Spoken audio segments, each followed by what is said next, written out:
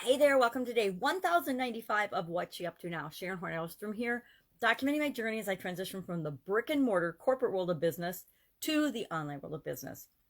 Spent like 25, 27 years in corporate America in various functions, primarily quality operations. I inherited sanitation as part of my last job in corporate America, and then I left. I was actually the quality director, and then they added sanitation after about, I don't know, a month or two. They decided that I could run that function as well, which was a definite challenge for me because I had absolutely zero experience running a sanitation department. So that was pretty interesting. And then we had all kinds of fun challenges there as well, but I won't talk about that today. Today I'm thinking about easy come, easy go. It was our idiom for, or our proverb or for supersize your business today. And like so often, I I talk about the idiom, what it means, where it came from, and how you can use it in your business today. And at the end of that, I forget to say some of the key points and the key things that I wanted to talk about and say. Now, I use the excuse that I can't see very well, so I can't like see notes or anything. I take notes and I write down to help reinforce the learning for me. But when I have to deliver the message, I just have to go pretty much off memory. And so I forget to say things and some things that I think are really important about the topic. And today I actually stopped and I almost redid it. And then I thought, no, it's a quick snapshot in time. It's not something that's going to last forever. You know, social media doesn't last forever. So I just let it go. But I'm still thinking sometimes I wish I could just redo them, but then I would want to redo every single one like 10 times and I would never ever publish anything. So I think that my strategy of just saying, hey, this is it, one shot at it, that's all you get. It's a lot like improv, right? And I've never done improv. Definitely wish I had a comedic nature or a comedic talent and a timing talent. Yet that's one thing I've never developed. I'm sure if I wanted to, I could take some improv classes and I could actually do that, but it's never hit my radar as something that I could or should do. Uh, Even after being, at my sister's comedy club for several years, I never thought to do that. Probably because there were so many talented, amazing people that went through that organization that I was like, yeah, no way I could ever do that. So I'm thinking today, how often do we have conversations or do we talk to people and we're talking about something and it goes in one direction and we totally lose sight of the thing that we wish we would have said? A lot of times it's in situations where we've behaved in a way that we are like, oh my God, somebody's ripping on us and we had the perfect comeback, but we didn't have it then. We couldn't think of anything to say. And then 30 seconds later or a minute later, it's like the perfect thing to say or the perfect comeback, the perfect response pops into our head. It's kind of like that with me in my videos. It's like, oh, I totally forgot to talk about long-term versus short-term consequences of having an easy come, easy go philosophy. When things come easily to us, we tend to not appreciate them as much as when we have to work for them. Uh, point in Here's an example. When I was younger, I wanted a stereo really, really bad. Well, I had four sisters, and my mom didn't work. She was a stay-at-home mom, and she was actually in politics and things like that. But my dad, and she was in unpaid politics. That was back in the day when politicians didn't make anything. And so, she didn't really get any money for what she did, but she was involved in politics, Women League of Voters and then town government and things. So she was doing that. My dad was working all the time. And there was no way. I wanted this very cool stereo system, and I knew there was no way I was going to be able to ask for it. I was going to have to work for it and earn it myself. Music was really important to me when I was younger. I had, thousands of albums and cassette tapes. Now, some of you listening probably have never heard of an album or a cassette tape, which just makes me laugh, but I had thousands of them because I saved my money and I loved music. And so I acquired a whole lot of those things over the years.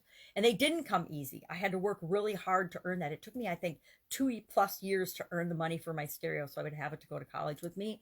And I I continued working so that I could buy music. And so that's the exact opposite of easy come, easy go. It wasn't a short term, I want this now, instant gratification like we see nowadays, where somebody says, I want something, and they hop online and they order it and they've got it either the same day or within a week. Big and small things. And it didn't come easily. I had to work for it, but I appreciated it. And I had that stereo, geez, I think until we moved into our last house when I was still married. We moved that into that house, and I kept it for probably, I just got rid of last year when I moved the rest of my cassette tapes because I'm like, you got to really work hard to find a cassette player these days. I kept some of my educational ones, but for the most part, I let all of that stuff go to Goodwill just because I didn't want to have to deal with figuring out a way to use it and play it and enjoy it anymore. The technology has changed so much. And now you can stream just about anything you want to hear. So easy come, easy go. I think that nowadays we don't realize how good we have things, how easy we have access to things that we never did before. Even during COVID, imagine if you're old enough what this COVID experience the last year plus would have been like if it had even happened 10 years ago. Even 10 years ago, we didn't have the technology, we didn't have the infrastructure, we didn't have the distribution that would have kept us in relative comfort. For the most part, I personally have been in relative comfort. I can't think of anything, with the exception of my fingernails, that I had to sacrifice or couldn't get taken care of during any of the shutdowns that we've had with the pandemic. I mean, and did I need my nails done? No, not really. But was it a bother to me? Yes. So the fact that my nails were a bother to me during COVID, and the biggest bother to me during COVID, is pretty indicative of the amazing lifestyle that we have here. But what I wanted to talk about with Easy Come, Easy Go was that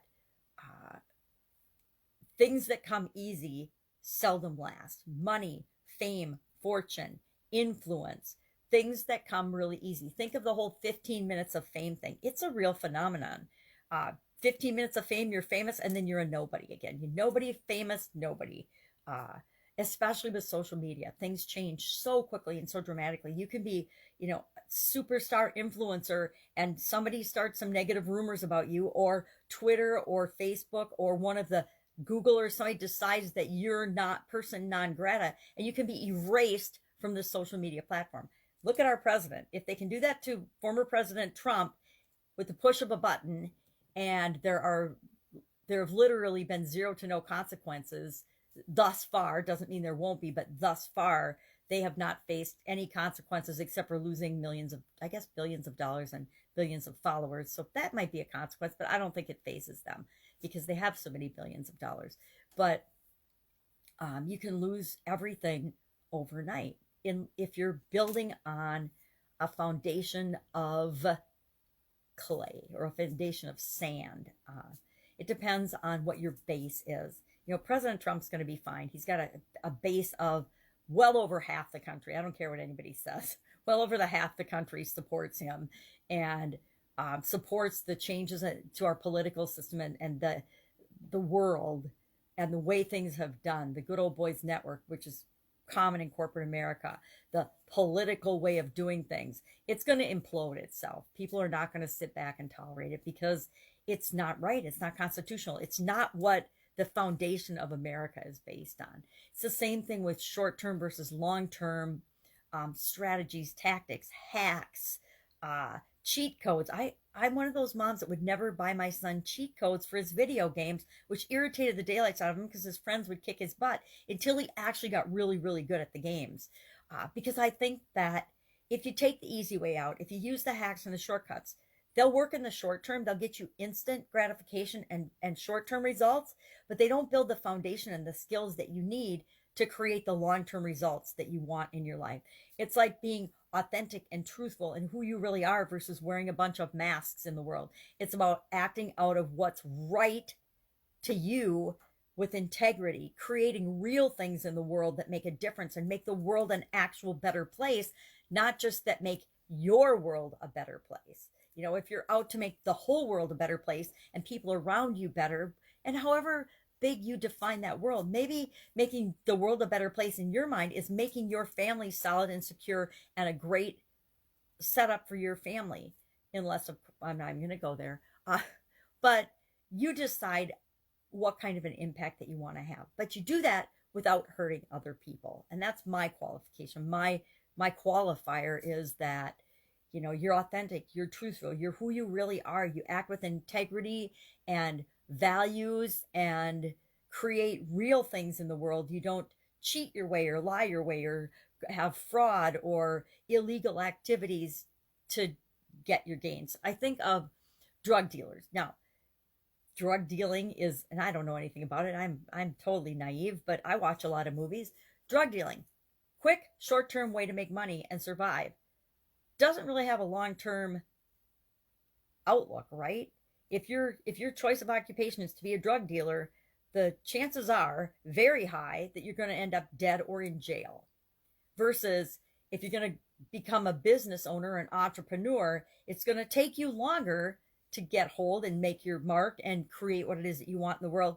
But that can survive a whole lot longer than being a drug dealer. I don't know if that's a great example, but it's what pops into my mind. Maybe because I just watched a really creepy movie the other day, and it was like, oh my gosh, who would want to choose that? But people make choices based on the information they have at the time, and often they feel like that is their only choice. It's like, I am going to starve and not survive or have a place to live if I don't do this one thing. And whenever we look at our lives and our situations in absolutes, we end up making worse decisions than if we looked at the long range picture.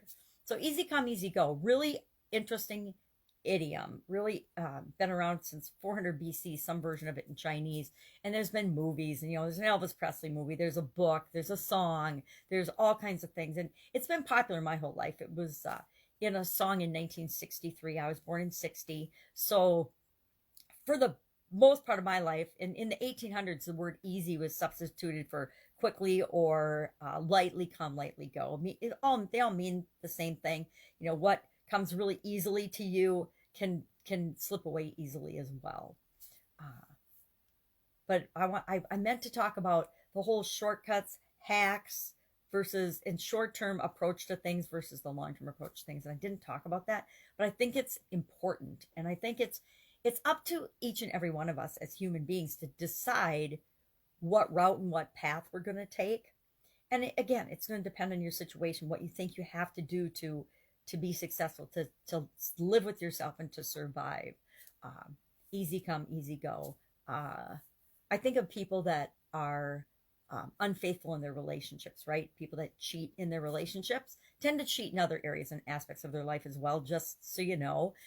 People that tend to be dishonest in one area or aspect of their life will give themselves permission to be dishonest, unethical, or troublesome in other areas of their life. So, when we beat up politicians or get rid of them because they've been unfaithful to their spouses, guess what? That probably is a good move, because the probability is that they're being unethical in other areas or aspects of their life as well, even if it's just because they're being blackmailed and made to do things that they wouldn't otherwise do, but because it goes against their ethics and their morals and their values. But once you give yourself permission to cross that line in the sand of what's right and wrong for you, it becomes a very quick and slippery slope, more like a mudslide to negative behavior. Do we all have a tendency to walk that line sometimes? Sure we do. It's called human behavior, and it's how we learn. It's how we figure out what is right and what isn't right for us, what feels good for us and what doesn't feel good for us. So can you tell I'm doing a 365-day challenge this year about centering and figuring out what's right for us and what feels good to us? Today's challenge, day 27. It's the 27th of the year already. It was about, it's a 2-day one. All that matters is love and work, said by Sigmund Freud, of course. And so today we're supposed to share what matters the most in our love life. And so we did that. I actually did that already today. And that's it. I'm getting ready over here for the next Get Up and Go challenge. February 1st, we're going to take off with that. And I'm creating a couple fun different things to do with that, and some different strategies and ways of approaching it that I think will be fun and beneficial. So if somebody's gone through the challenge before, they can do it again and they'll benefit a ton. Why do I do that? Because I've gone through it 5 times before, and I want to make it a little more different and exciting and fun and inclusive and hands-on active for myself as well as for the people that participate in the challenge. So that will be beginning February 1st on, of course, the Get Up and Go Challenge Facebook page. I was thinking about doing it in LinkedIn. I might create a page in LinkedIn and do it simultaneously, but I haven't decided just yet if that's what I'm going to do. All you have to do is go to the Get Up and Go Challenge page and like the page, and you will get the daily notifications. If you sign up for daily notifications, you'll get notified every day when I go live and I actually do that. Haven't decided what time of day I'm going to do that. We've got a baby coming, and I'm going to have to be out of the house for a little bit when the baby comes, just so my daughter and her husband can figure out what it's like to be brand new parents. Boy, I remember those days. So freaking scary. My first 2 weeks with my son. Nobody, no matter how much they train you and they teach you. I wasn't a babysitter when I was younger, and I just remember he was just such a tiny little human, and it was so interesting. You know, my ex-husband and I getting used to having a brand new baby. It was definitely fun and interesting and challenging as well. And he turned out awesome, and so did my daughter, so I'm sure their baby will be awesome as well. So that means I'm not sure exactly what time or where I'm going to be doing my challenge. I might go to Texas, visit my mom. We'll see. I haven't decided yet. And you know, with babies, you never know exactly when they're going to come, so my plans have to be pretty fluid and flexible. If I can help you in any way, if you have any questions about challenges, quality, sanitation, 27 different businesses and industries offline, corporate America, you know, being the only woman in a corporate environment, anything like that, hit me up in the comments below. Otherwise, I'll be with you tomorrow. Share what I'm doing as I transition from the brick and mortar world to the online world. And there's a lot of craziness involved with that. All right, have an amazing day, and I'll be with you tomorrow.